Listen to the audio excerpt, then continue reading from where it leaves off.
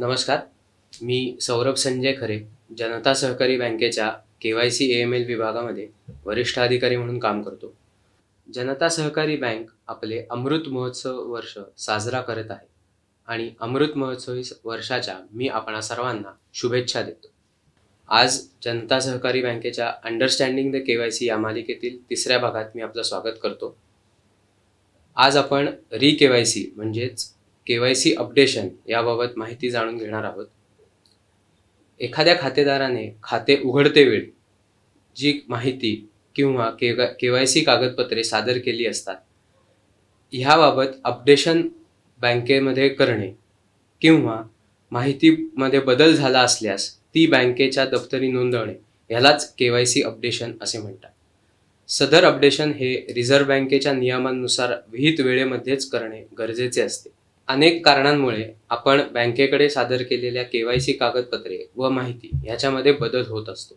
उदाहरणार्थ, मायनरचा मेजर होणे, उत्पन्न किंवा उत्पन्नाचा स्रोत बदलणे, नोकरीदाराचा व्यावसायिक होणे, लग्नानंतर नाव बदलणे, पत्ता बदलणे इत्यादी.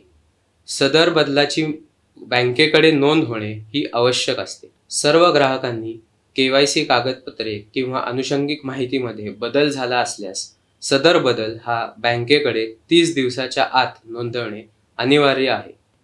अधिकृत कागदपत्रे म्हणजेच OVD नसणे, कागदपत्रांची एक्सपायरी डेट उलटून जाणे किंवा KYC ची कालमर्यादा संपून जाणे अशा तिन्ही परिस्थितीमध्ये KYC कागदपत्रे सादर केलेली नाहीत असे गृहीत धरून बँकेच्या आपल्या खात्यावरती व्यवहार मर्यादा येऊ शकते. याची कृपया ग्राहकांनी नोंद घ्यावी. आपला ग्राहक क्रमांक KYC किंवा KYC साठी ड्यू झाला असल्याबाबत बँकेकडून आपल्याला पूर्वसूचना दिली जाते. पूर्वसूचना प्राप्त झाली नसली तरी आपल्या KYC कागदपत्रे किंवा अनुषंगिक माहिती यामध्ये बदल झाला असल्यास अशा दोन्ही वेळेस आपल्याला बँकेकडे KYC बाबत माहिती अपडेट करणे गरजेचे असते. सदर बदल बँकेकडे नोंद करण्यासाठी बँकेने आपल्याला 2 ऑनलाईन पर्याय उपलब्ध करून दिले आहेत. हे दोन्ही पर्याय सोपे आणि सुरक्षित आहेत.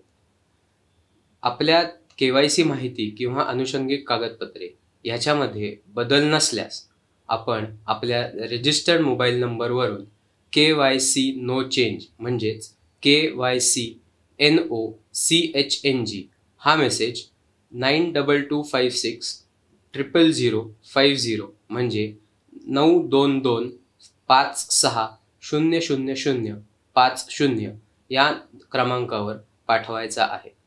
बँकेकडे सादर केलेल्या माहितीमध्ये काहीही बदल असल्यास आपण बँकेच्या अधिकृत वेबसाईट www.janatabankpune.com या वेबसाईटवर भेट देऊन माहिती आणि अनुषंगिक कागदपत्रे अपलोड करू शकता किंवा आपण आपल्या होम ब्रांचला भेट देऊन ओळख व पत्ता पुरावा व अद्ययावत फोटो यासह KYC ची प्रक्रिया ही देखील पूर्ण करू शकतो.